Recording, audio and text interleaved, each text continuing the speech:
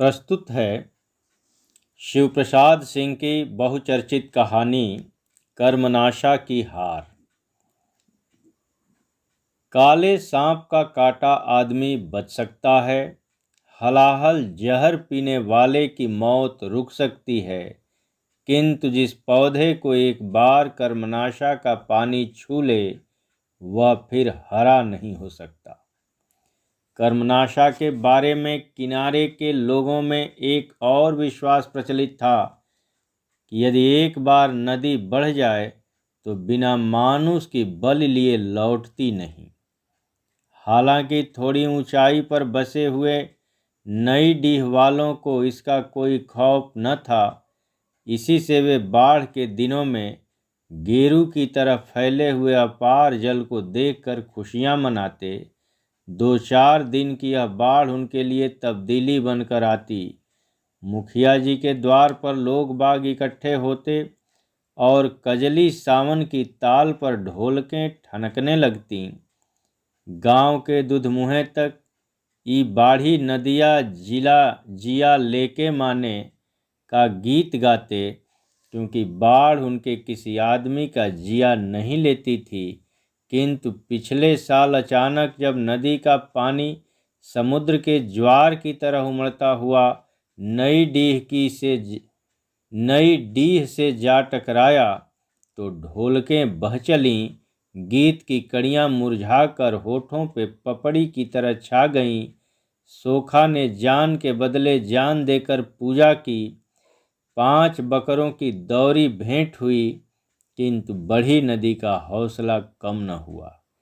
एक अंधी लड़की, एक अपाहिज बुढ़िया बाढ़ की भेंट रहीं। नई डीह वाले कर्मनाशा के इस उग्र रूप से कांप उठे। बूढ़ी औरतों ने कुछ सुराग मिलाया, पूजा पाठ कराकर लोगों ने पाप शांति की। एक बाढ़ बीती, बरस बीता, पिछले घाव सूखे न थे कि भादों के दिनों में फिर पानी उमड़ा। बादलों की छांव में सोया गांव भोर की किरण देकर उठा तो सारा सिवान रक्त की तरह लाल पानी से घिरा था। नई डीह के वातावरण में हौल दिली छा गई। गांव ऊंचे करार पर बसा था, जिस पर नदी की धारा अनवरत टक्कर मार रही थी। बड़े बड़े पेड़ जड़ मूल के साथ उलटकर नदी के पेट में समा रहे थे। यह बाढ़ न थी, प्रलय का संदेश था। नई डीह के लोग चूहेदानी में फंसे चूहे की तरह भय से दौड़ धूप कर रहे थे। सबके चेहरे पर मुर्दानी छा गई थी। कल दीनापुर में कड़ाह चढ़ा था पाणे जी। ईसुर भगत हकलाते हुए बोले। कुएं की जगत से बाल्टी का पानी लिए जगेसर पाणे उतर रहे थे। घबराकर बाल्टी सहित ऊपर से कूद पड़े। क्या कह रहे थे भगत? कड़ाह चढ़ा था? क्या कहा सोखा ने? चौराहे पर छोड़ी भीड़ इकट्ठी हो गई। भगत अपने शब्दों को चुभलाते हुए बोले, काशीनाथ की शरण। भाई लोगों, सोखा ने कि इतना पानी गिरेगा कि 3 घड़े भर जाएंगे। आदमी मवेशी की क्षय होगी, चारों ओर हाहाकार मच जाएगा। परलय होगी, तब क्या बरक्कत होगी। हे भगवान, जिस गांव में ऐसा पाप कर्म होगा वह बहेगा नहीं, तब क्या बचेगा। माथे के लुग्गे को ठीक करती हुई धनेसरा चाची बोली, मैं तो कहूँ कि फूलमतिया ऐसी चुप काहे है।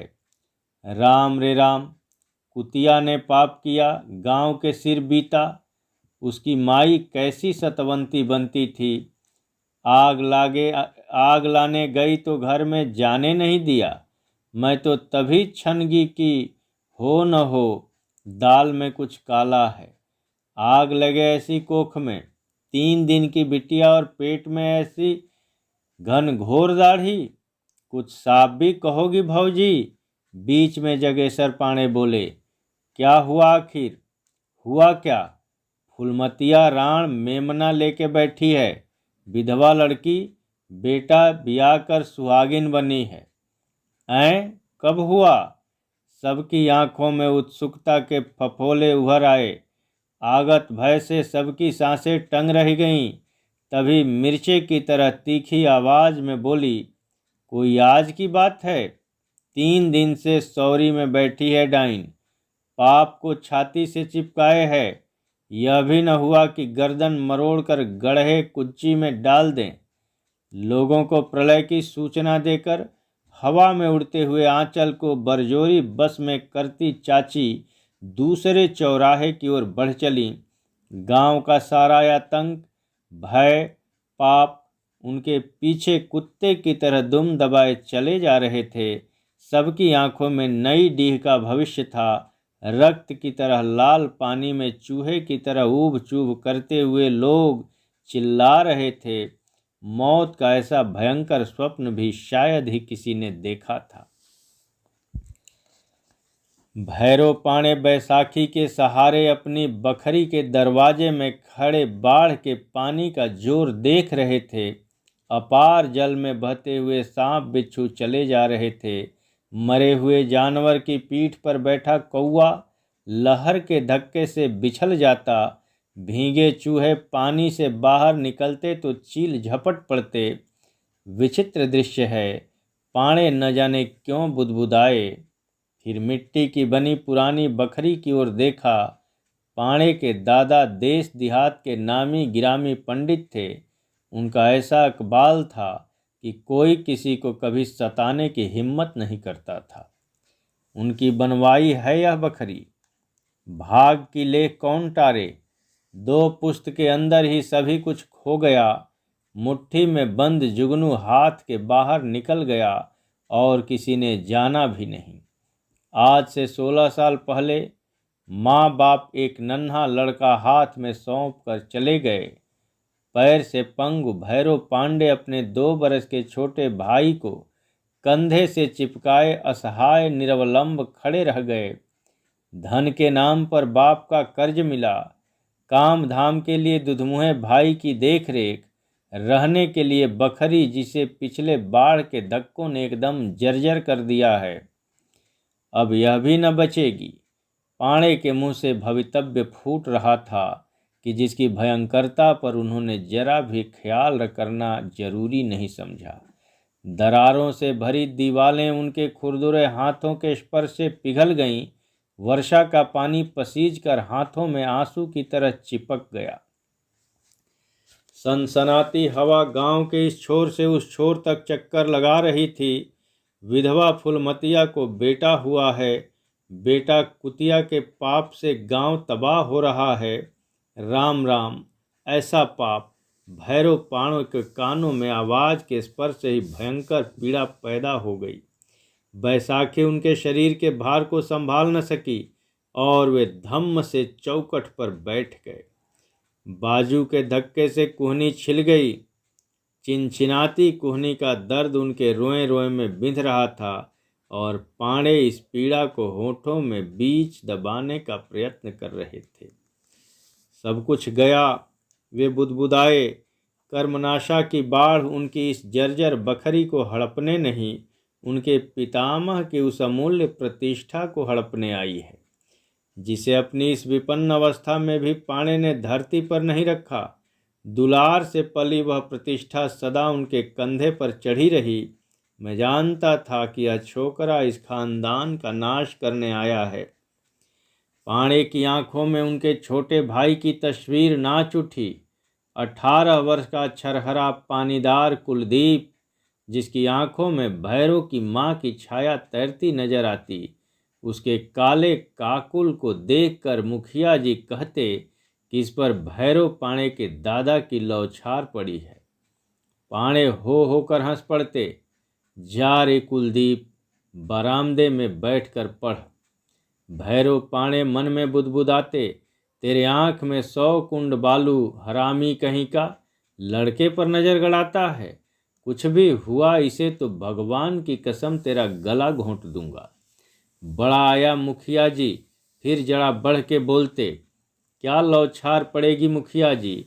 दादा के पास तो 5 पच्छाही गायें थी, एक से एक 2 थान दूह लें तो पचसेरी बाल्टी भर जाती थी। यहाँ तो इस लौंडे को दूध पचता ही नहीं, फिर साल 12 महीने हमेशा मिलता भी कहाँ है हम गरीबों को। अब वह पुराने जमाने की बात कहाँ रही पांडे जी, मुखिया कहता और अपने संकेतों से शब्दों में मिर्च की तिताई भरकर चला जाता। काले काले काकुलों वाला नौजवान कुलदीप उसे फूटी आंखों नहीं सुहाता, किंतु भैरव पाणे के डर से वह कुछ कह न पाता।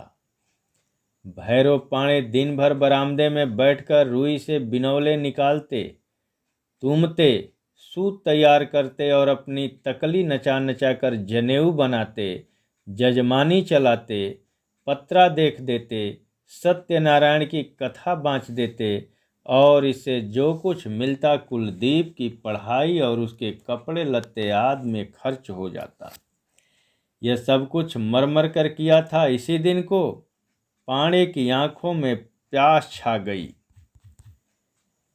लड़के ने उन्हें किसी और का नहीं रखा। आज यहाँ आफत मची है, अपने पता नहीं कहाँ भाग कर छिपा है। राम जाने कैसे हो। सूखी आंखों से 2 बूंद गिर पड़ी। अपने से तो कौर भी नहीं उठा पाता था, भूखा बैठा होगा कहीं।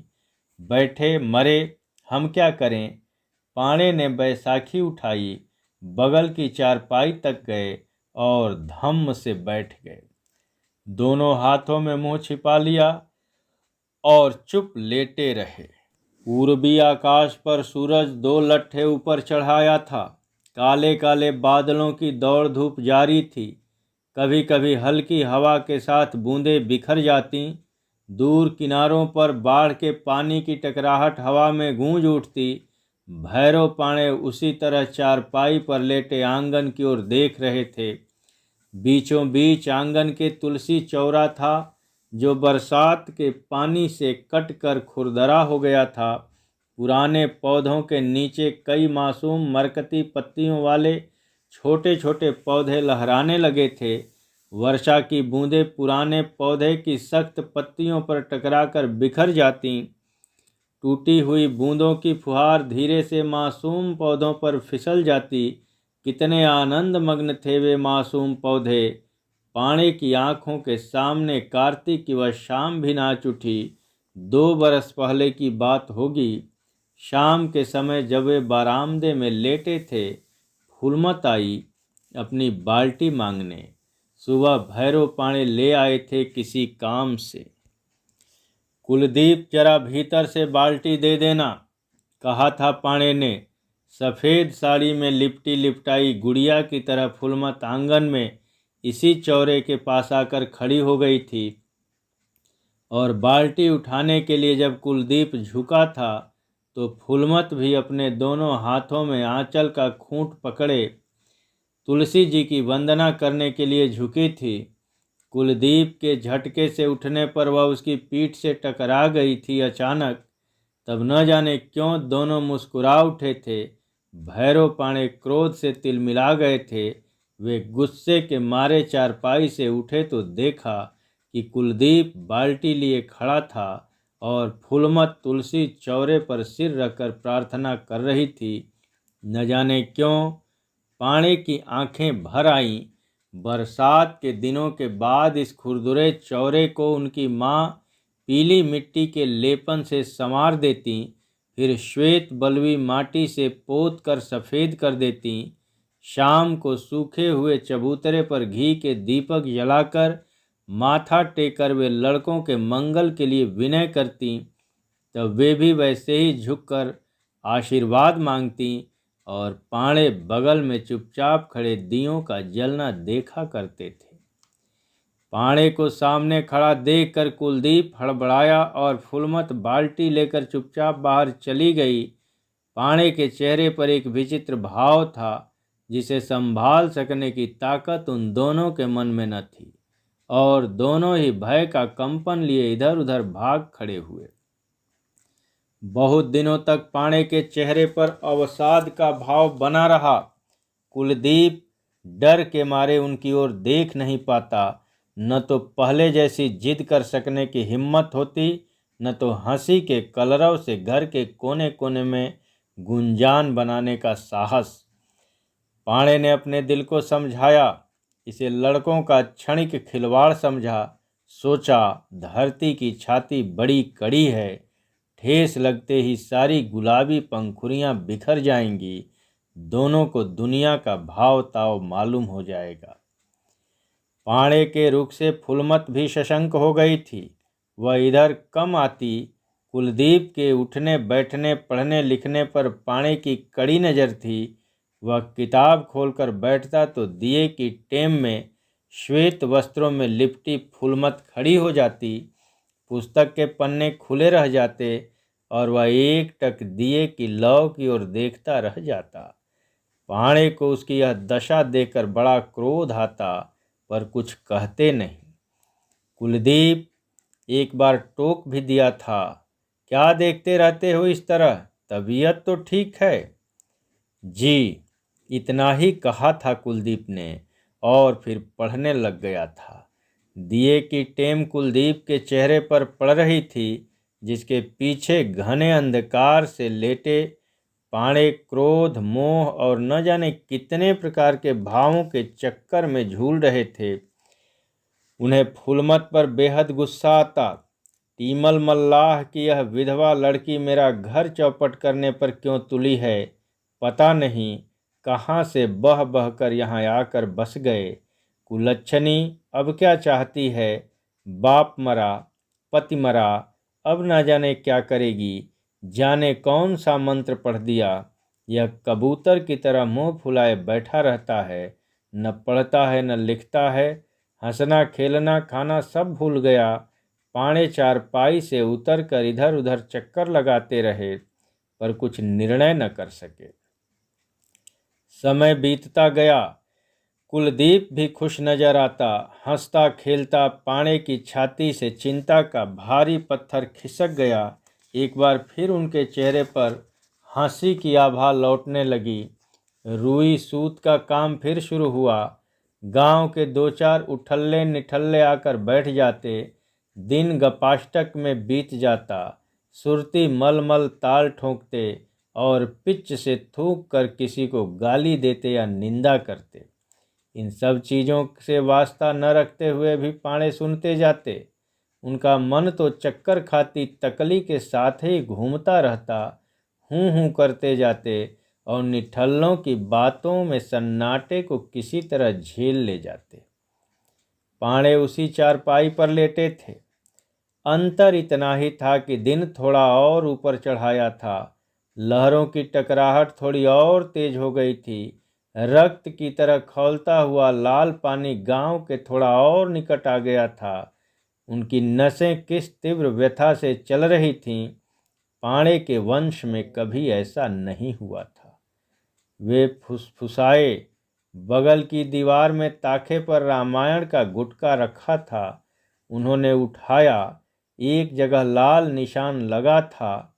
पिछले दिनों कुलदीप रात में रामायण पढ़ा करता था। जब से वह गया है, आज तक गुटका खुला नहीं। पाणे के हाथ कांपे। गुटका उलटकर उनकी छाती पर गिर पड़ा। उठाकर खोला, वही लाल निशान। कह सीता विधिभा प्रतिकूला, मिलई न पावक मिटई न सूला, सुनहु विनय मम बिटप अशोका, सत्य नाम करु हरु मम शोका। पाणे की आंखें भरभरा आईं, झरकर आंसू गिरने लगे। हिचकी लेकर वे टूट पड़े। यह चुड़ैल मेरा घर खा गई। शब्द फूटे, किंतु भीतर घुमड़ कर रह गए। गाली देने से क्या होगा, अब इतने तक रहता तो कोई बात थी। आज उसे बच्चा हुआ है, कहीं कह दे कि लड़का कुलदीप का है तो नहीं, नहीं, ऐसा नहीं हो सकता। पाणे बड़बड़ाए। उन्होंने अपने बालों को मुट्ठियों से कसकर खींचा और उनकी जड़ में पीड़ा जम गई है। खींचने से थोड़ी राहत मिलेगी। वे उठना चाहते थे किंतु उठ न सके। आंखों के सामने चिंगारियां फूटने लगीं। उन्हें आज मालूम हुआ कि वे इतने कमज़ोर हो गए हैं। कुलदीप के जाने के बाद से आज तक उनका जीवन अव्यवस्था की एक कहानी बनकर रह गया है। 4-5 महीने से कुलदीप भागा है। पहले कई दिनों तक वे जरूर बेचैन थे, किंतु समय ने उस दुख को भुलाने में मदद की थी। आज फिर कुलदीप उनकी आंखों के सामने आकर खड़ा हो गया। बीती घटनाएं एक एक कर आंखों के सामने नाचने लगी। फागुन का आरंभ था। मुखिया जी की लड़की की शादी थी। गांव भर में खुशी छाई रहती, जैसे सबके घर शादी होने वाली हो। शादी के दिन तो गांव वालों में बनने संवरने की होड़ लग गई। सब लोग पट्टी कटा रहे थे। शौकीन की पट्टी 4-4 अंगुल चौड़ी छुरे से बनी थी।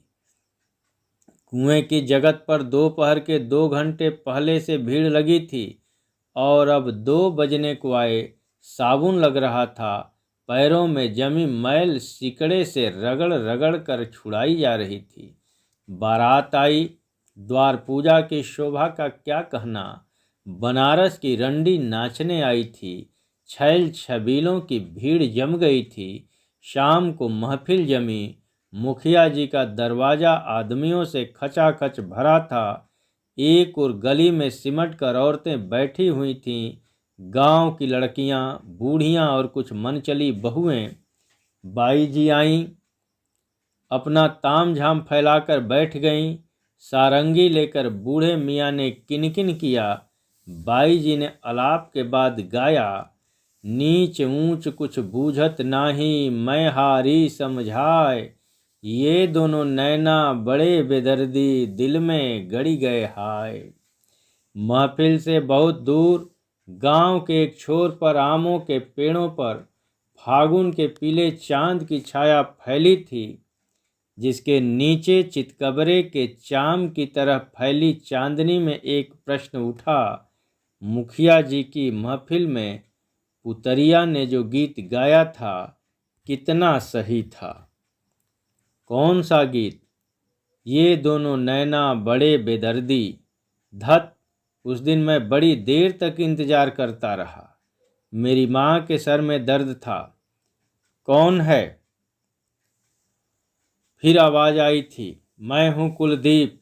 यहाँ क्या कर रहे हो? नदी की ओर चला गया था। इस समय पेट में दर्द था। क्रोध की हालत में भी भैरव पाणे मुस्कुरा उठे थे। झूठे। पेट में दर्द था कि आंख में? कुलदीप का सिर लज्जा से झुक गया था। उसे लगा जैसे एक क्षण का यह भयप्रद जीवन उनकी आत्मा पर सदा के लिए छा जाएगा। एक क्षण के लिए बोला हुआ यह झूठ उसके सारे जीवन को झूठा साबित कर देगा। एक क्षण के लिए झुका यह माथा फिर कभी न उठ सकेगा।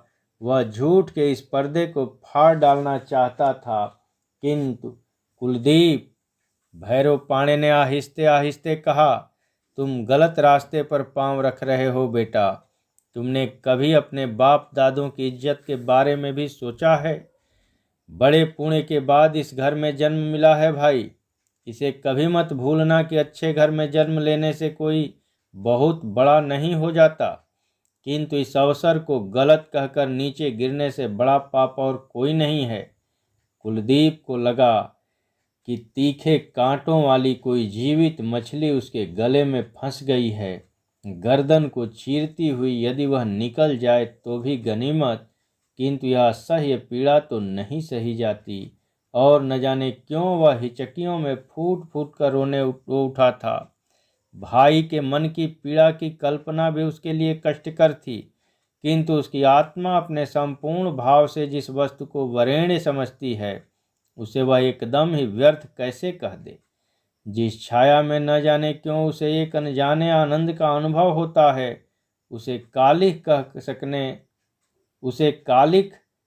सकना उसके वश की बात नहीं थी, और इस कष्ट के भार को उसकी आंखें संभाल न सकी। भैरव पाणे भी भाई से लिपट गए थे, उसकी पीठ सहला रहे थे और उसे बार बार चुप हो जाने को कह रहे थे। यदि कोई देख ले तो उनके मन में आया और वे कुलदीप को जल्दी जल्दी खींचते हुए एक ओर ले चले। आंसुओं में जो पश्चाताप उमड़ता है, वह दिल की कलौज को मांझ डालता है। पाणे ने सोचा था कि कुलदीप अब ठीक रास्ते पर आ जाएगा, उनके वंश की मर्यादा अपमान के तराजू पर चढ़ने से बच जाएगी। भूखों रहकर भी पाणे ने इज्जत के जिस बिरवे को खून से सींच कर तरोताजा रखा है, उस पर किसी के व्यंग कुठार नहीं चलेंगे। किंतु 1 महीना भी नहीं बीता कि कुलदीप फिर उसी रास्ते पर चल पड़ा। छोटे भाई के इस कार्य को छिपकर देखने की पापाग्नि में भैरव पाणे अपनी आत्मा को जलते हुए देखते किंतु विवश थे। चैत के दिनों में गर्मी से जली तपी कर्मनाशा किनारे के नीच सिमट गई थी। नदी के पेट में दूर तक फैले हुए लाल बालू का मैदान, चांदनी में सीपियों के चमकते हुए टुकड़े, सामने के ऊंचे अरार पर घन पलाश के पेड़ों की आरक्त पातें, बीच में घुघु, चारों ओर जल विहार करने वाले पक्षियों का स्वर, कगार के नदी तीर तक बने हुए छोटे बड़े पैरों के निशानों की 2 पंक्तियां, सिर्फ 2। तुम मुझे मझधार में लाकर छोड़ नहीं दोगे।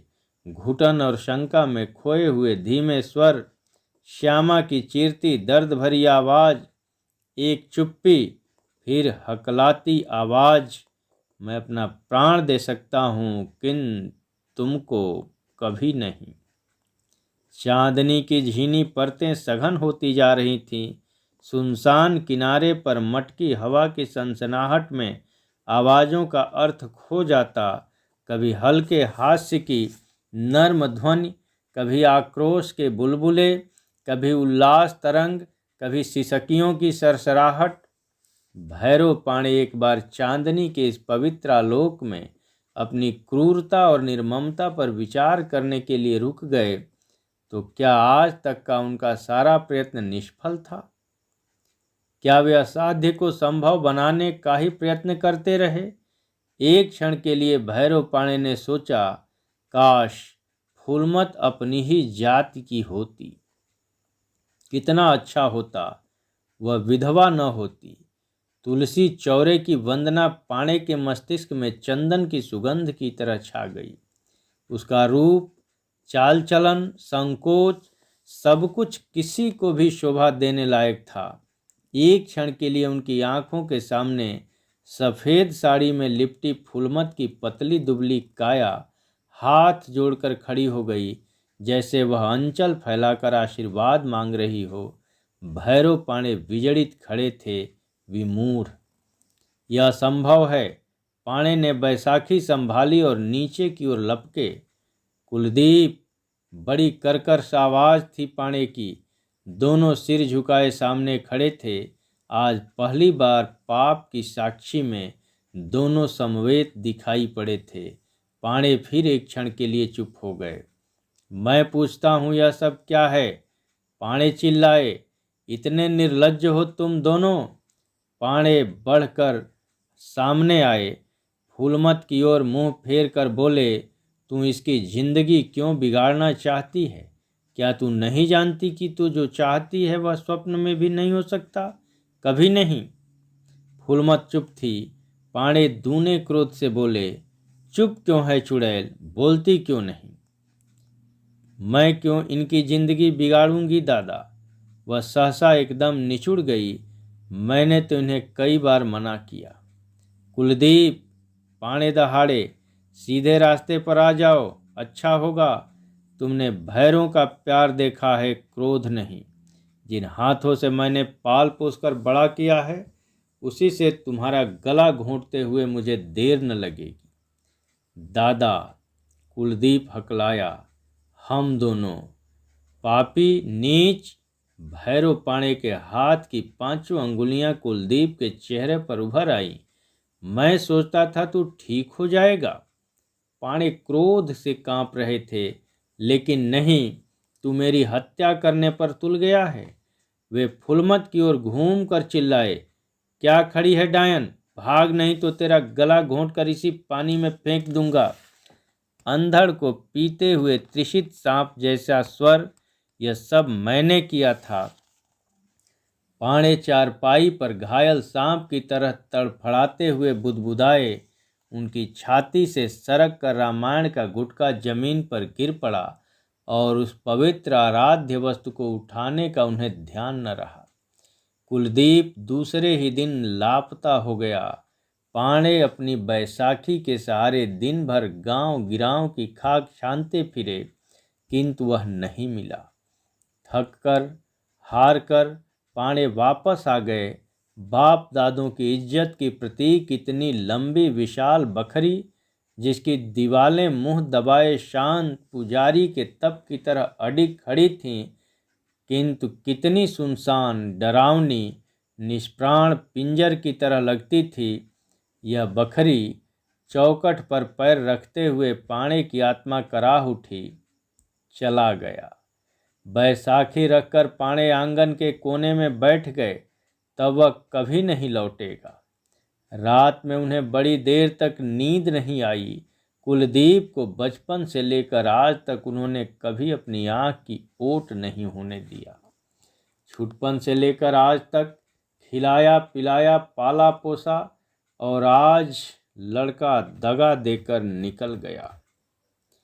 पांडे अधरों की मेड़ के पीछे व्यथा के सैलाब को रोकने का असफल प्रयत्न करते रहे। भोर होने में देर थी।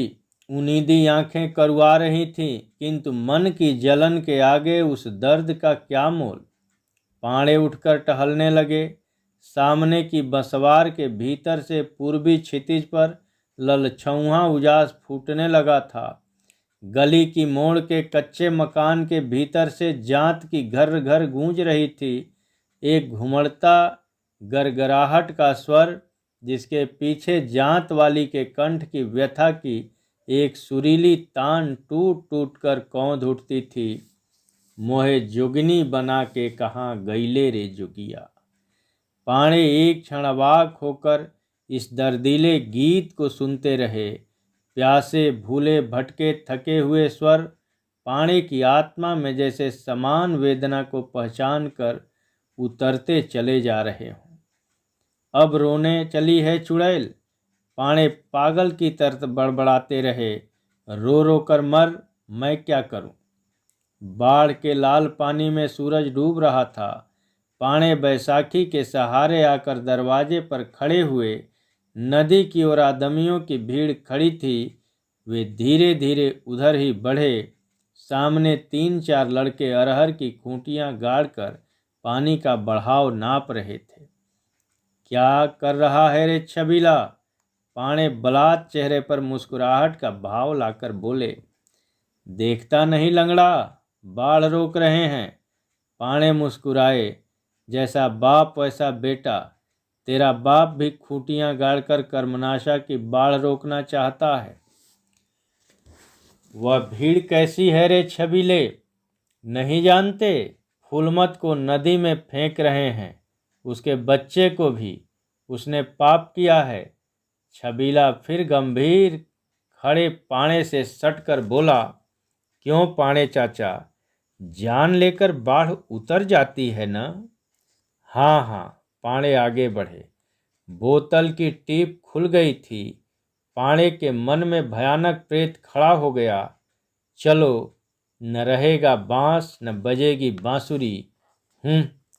चली थी पांडे के वंश में कालिख पोतने। अच्छा ही हुआ कि वह छोकरा भी आज नहीं है। फूलमत अपने बच्चे को छाती से चिपकाए टूटते हुए अरार पर एक नीम के तने से सटकर खड़ी थी। उसकी बूढ़ी माँ जार बेजार हो रही थी, किंतु आज जैसे मनुष्य ने पसीजना छोड़ दिया था। अपने अपने प्राणों का मोह इन्हें पशु से भी नीचे उतार चुका था। कोई इस अन्याय के विरुद्ध बोलने की हिम्मत नहीं करता था। कर्मनाशा को प्राणों की बलि चाहिए। बिना प्राणों की बलि लिए बाढ़ नहीं उतरेगी। फिर उसी की बलि क्यों न दी जाए जिसने पाप किया। पर साल जान के बदले जान दी गई, पर कर्मनाशा 2 बलि लेकर ही मानी। त्रिशंकु के पाप की लहरें किनारों पर सांप की तरह फुफकार रही थीं। आज मुखिया का विरोध करने का किसी में साहस न था। उसके नीचता के कार्यों का ऐसा समर्थन न हुआ था। पता नहीं किस बैर का बदला ले रहा है बेचारी से। भीड़ में कई इस तरह सोचते, ऐसा तो कभी नहीं हुआ था, किंतु कौन बोले, सब मुंह सिए खड़े थे। तुम्हारी क्या राय है भैरव पांडे? मुखिया बोला। सारे गांव ने फैसला कर दिया, एक के पाप के लिए सारे गांव को मौत के मुंह में नहीं झोंक सकते। जिसने पाप किया है उसका दंड भी वही भोगे। एक विभत्स सन्नाटा। पांडे ने आकाश की ओर देखा, आगे बढ़े। फूलमत भय से चिल्ला उठी। पांडे ने बच्चे को उसकी गोद से छीन लिया। मेरी राय पूछते हो मुखिया जी? तो सुनो, कर्मनाशा की बाढ़ दूध मुँहे बच्चे और एक अबला की बलि देने से नहीं रुकेगी। उसके लिए तुम्हें पसीना बहाकर बांधों को ठीक करना होगा।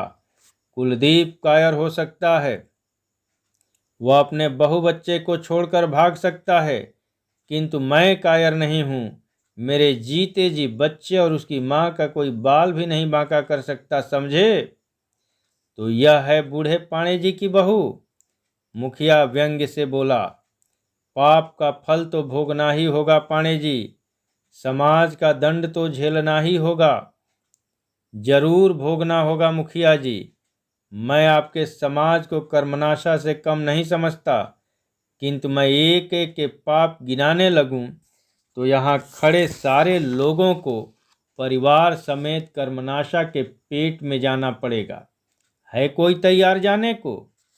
लोग अवाक पानी की ओर देख रहे थे, जो अपने कंधे से छोटे बच्चे को चिपकाए अपनी बैसाखी के सहारे खड़े थे। पत्थर की विशाल मूर्ति की तरह उन्नत, प्रशस्त, अटल कर्मनाशा के लाल पानी में सूरज डूब रहा था।